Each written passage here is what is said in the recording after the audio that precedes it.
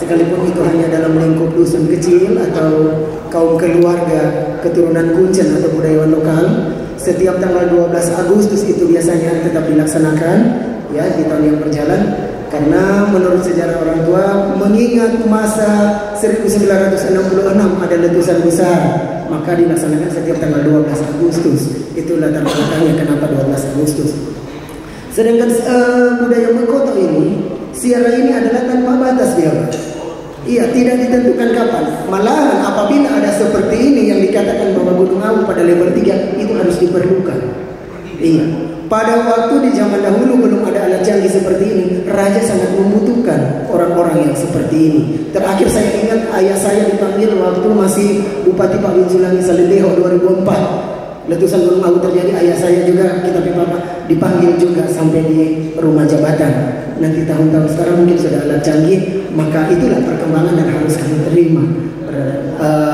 Baru di budayawan mulai hilang DP nama, mulai hilang nama. Tetapi kami tidak pesimis dengan keadaan ini, tetap kami laksanakan. Kenapa? Karena budayawan dihargai dengan tidak, diakui dengan tidak, laksanakan apa yang diyakini. Ya, itu yang dan Pak, ini yang menjadi masalah. Mungkin saya pikir-pikir ini adalah jawaban forum ini. Mungkin di sinilah kami harus mencari, katakanlah, kepastian hukum, perlindungan, dikaitkan dengan pasal 15 dan pasal 16. Di sana ada penyelamatan, di pasal 16 ada publikasi, di ayat 2 pasal 16 adalah setiap orang dapat berperan aktif dalam melakukan publikasi terhadap informasi yang berkaitan dengan inventarisasi, pengamanan informasi yang berkaitan dengan inventarisasi, pengamanan, pemeliharaan, dan penyelamatan objek pemajuan kebudayaan. Nah, ketika kami diperhadapkan atau dibenturkan dengan aturan yang dari mitigasi bencana yang seperti sekarang ini Pak, bahwa di radius 5 km itu tidak dapat dilaksanakan, dan mohon maaf Pak, kami harus sampaikan bahwa waktu hari Sabtu itu kami juga nekat, katakanlah, mendorong ampun kami salah. Tetapi Pak, sekali lagi kami bukan menentang pemerintah, namun dengan keyakinan budaya Mekoto apabila ada was-was Gunung Awu seperti itu di sana diperlukan, harus dilaksanakan. Tayak botong etala, dan pasti budayawan juga punya batas koridornya. Tidak mungkin kalau semuanya lah kontoran pergi, tidak mungkin. Yang mungkin kalau kawah memberi sinyal untuk tidak dapat dituruni, kontoran turunnya tidak mungkin. Budayawan membunuh diri, iya, tidak mungkin. Kami punya batas-batas pasti secara budaya, kami punya tanda-tanda juga untuk melakukan hal ini. Oleh karena itu Pak, mungkin di Perda ini bagaimana narasinya atau redaksinya punya pengecualian untuk komunitas-komunitas adat yang seperti ini untuk melakukan hal-hal tersebut, termasuk publikasi. Kami ditekan-tekan banyak yang inbox orang, banyak yang ngejek orang, jangan dipublikasikan begini-begini DP kenampakan. Salah-salah, DP publikasi memang harus begitu. Turun lima mau tebak kucing dalam karung. Ini pemantauan kami seperti ini harus dipublikasikan. Dan pada waktu itu kami pribadi juga melapor kepada kepala adat, pada bupati, bahwa seperti ini DP kenampakan untuk secara budaya memberikan pertimbangan-pertimbangan. Oleh karena itu Pak, mungkin di sini seperti apa kami? Apakah itu tetap dilaksanakan supaya ada win-win solution yang orang minta, ada sama-sama menang, aktivitas budaya dapat dilaksanakan, namun koridor untuk pengamanan bencana keselamatan ini juga tetap ada di dalam, dapat terkontrol supaya dapat dipastikan di dalam Perda ini terhadap komunitas-komunitas tersebut. Tapi bukan untuk semua orang, mungkin ini hanya khusus untuk budayawan pemantau. Dalam hal ini kami sebab Mekoto, ya, orang yang memantau itu dibekali dengan seperti itu. Kemudian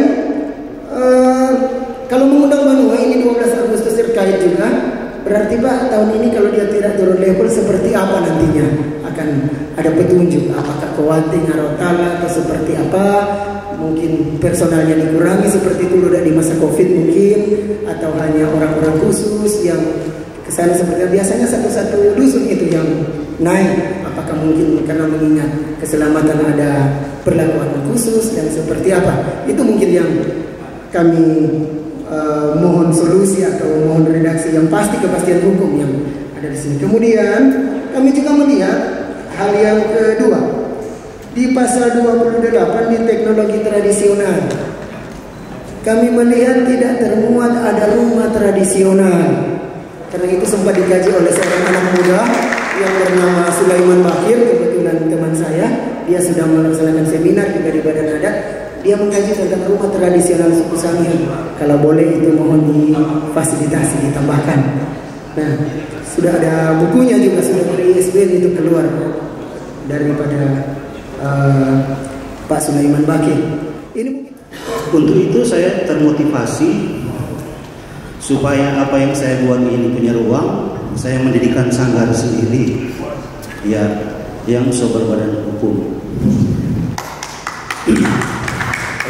Jadi sanggar itu menampung kreativitas anak-anak, terutama anak-anak yang masih remaja dan anak sekolah SD, dan tanpa mengharapkan bantuan dari pemerintah. Itu pertama. Kedua, banyak orang yang datang di rumah saya mau cari tahu sanggar seperti apa. Terus kita bilang orang tidak punya museum. Dari latar belakang itu saya berusaha mendirikan museum sendiri, supaya ada orang bertanya, kita lagi nak bawa keluar ludang bercerita, langsung tunjung di museum pribadi. Nah, dari permasalahan ini saya pikir apakah ia bisa masuk Iran Perda atau enggak, karena itu peninggalan budaya di Sangir paling banyak di Sulawesi Utara. Itu tercatat di sejarah dan dibukti ada di Museum Negeri Manado. Lebih dari 30% benda peninggalan budaya di Sulawesi Utara dari Sangir. Terus di Museum Kebudayaan Belanda, lebih banyak hasil kebudayaan yang ada di sana yang dari Sulawesi Utara milik Sangir. Ya, kain gofo saja hampir 50 buah, alat tenun 3 buah. Nah, kenapa orang Sangir nggak bisa bikin museum sendiri? Tetapi katanya regulasi tidak lagi bisa mendukung supaya daerah punya museum dari negara.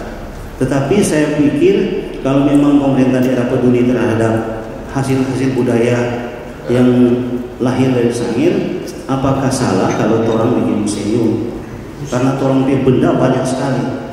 Di rumahnya keluarga Katimu saja ada 2 kamar. Coba bayangkan itu, cuma di rumah keluarga itu 2 kamar dari benda budaya. Bagaimana di rumah-rumahnya orang lain? Jadi ke depan mungkin lewat penyusunan perda ini mungkin bisa diakomodasi ide-ide untuk pembuatan museum supaya orang yang datang di Sangir nggak perlu keliling lagi. Mulia di mana tuh barang asli, kopi di saluran dan sebagainya. Kira-kira seperti itu.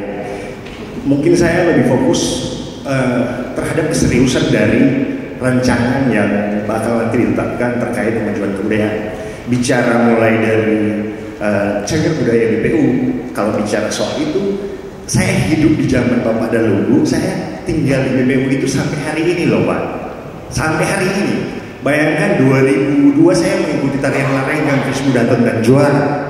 Itu sampai 2024, saya masih tinggal di gedung itu. Bahkan karena pembiaran dari pemangku kebijakan, prasasti itu sampai ada ditumpukan kayu bakar mungkin. Dan saya menyelamatkan itu dengan teman-teman. Kalau mau tahu umurnya berapa, itu ditandatangani oleh Kolonel Wora 1972 diresmikan. Nah, yang menarik dari hal ini adalah bagaimana pemikiran-pemikiran kebudayaan yang tadi kita bahas panjang lebar. Semoga Bapak narasumber dan partai ini nggak baper ya. Dari sebelum Indonesia merdeka 1935, bahwa selesai panen dan Sultan Tangguh berbicara tentang kebudayaan, cita-cita mereka sudah terawat cukup tua. Saya dan teman-teman mungkin hari ini tidak membicarakan tentang Soekarno, tentang Hatta, tetapi mungkin membicarakan tentang orang-orang yang mengumpulkan kayu bakar buat Sayuti Melik untuk menuliskan teks proklamasi kan. Berarti hari ini saya dan teman-teman bahkan sudah dicap sebagai DPRD tingkat 3 di kedai-kedai kopi. Iya, lebih serius membahas rancangan perda soal ini. Dan saya bilang bahwa kalau kita berbicara tentang pelaku-pelaku seni budaya, keseriusan kita itu sudah cukup jauh, sudah melesat jauh. Yang hari ini yang dibutuhkan adalah keseriusan. Kalau berbicara memfasilitasi, betul-betullah menjadi fasilitator. Tidak hanya sekedar orang melap-lap, mengkilap kebudayaan-kebudayaan itu, dan kita terombang-ambing sebenarnya. Jujur, setiap festival yang diadakan di sini, Pak, itu semua anggaran kolektivitas dari teman-teman. Ya, sejarah terbesar event yang pernah digarap tahun lalu ya, saya dan teman-teman adalah bapak kandung dari ide-ide itu, dan kami itu menggarap secara kolektif. Kita sangat beruntung ada Pak Pancasinedo, ada Pak O, yang mungkin orientasinya berpikir dari trik konsep Bung Karno yang dibangun, berdaulat dalam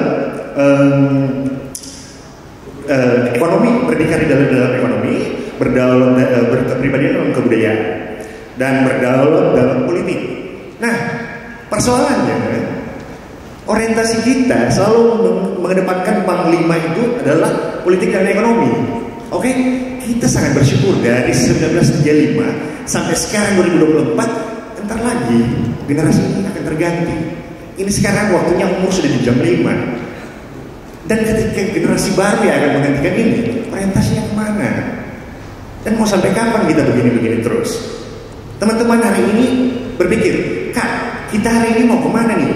Kalau misalnya gedung BPU itu akan disingkirkan dan aktivitas kesenian kebudayaan ada di sana. Maaf, tahun 2020 kami mencatatkan sebagai komunitas yang ada di peringkat 1 aktivitas kesenian. Di peringkat 1 ada sejajar dengan Galeri Nugroho. Galeri yang dicanangkan di Sulawesi Utara bukan di Manado, Pak, tetapi ada di sini. Dari sini budaya ada di sini, di BPU.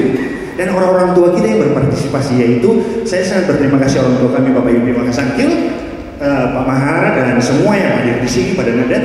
Mereka menyanyikan sastra lisan di sana dan begitu dengan alat-alat tradisional Pagelunggu. Nah, apakah saya dan anak saya dan teman-teman saya akan menyaksikan hari ini atau hari depan? Masih adakah hal-hal yang seperti itu? Karena masalah keseriusan itu. Lagi-lagi ketika kita bicara tentang perda, dan perda, bahkan dari kejadian sampai wahyu, ya fasilitasinya serius nggak ini? Itu masalahnya. Kita mungkin hari ini oke, sudah disahkan soalnya, tapi serius nggak ini? Kalau nggak serius, mau sampai kapan saya pakai uang saku sendiri, teman-teman pakai uang saku sendiri? Ayo kita buat menipu uang sampul. Jelas kan? Ini masalahnya.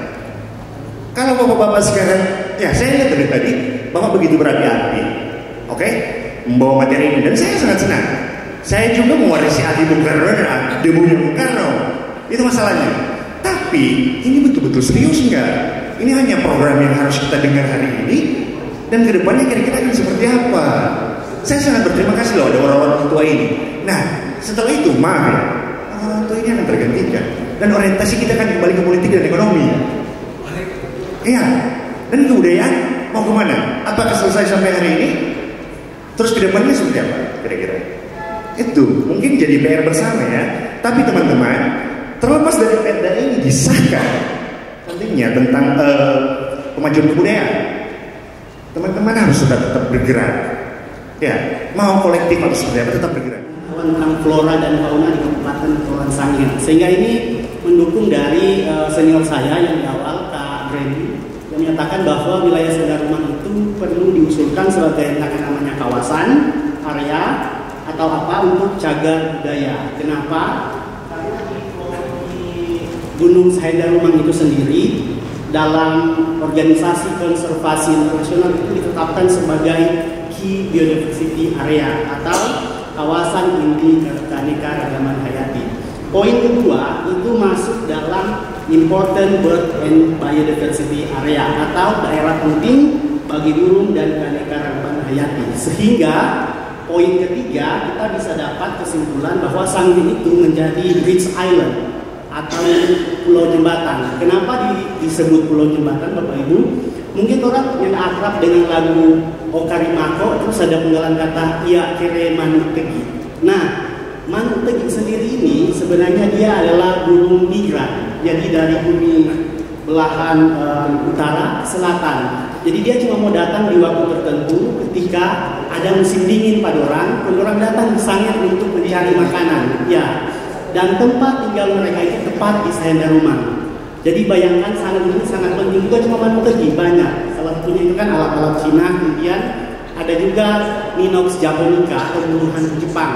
Jadi banyak berbagai satwa khususnya burung itu hinggap di Sahenda Rumang, sehingga kalau Sahenda Rumang ini tidak dilindungi itu sangat berbahaya ke depan.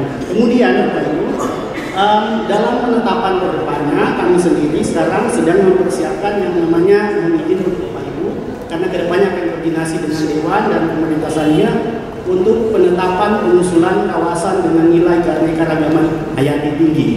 Dan Sahenda Rumang itu sangat cocok.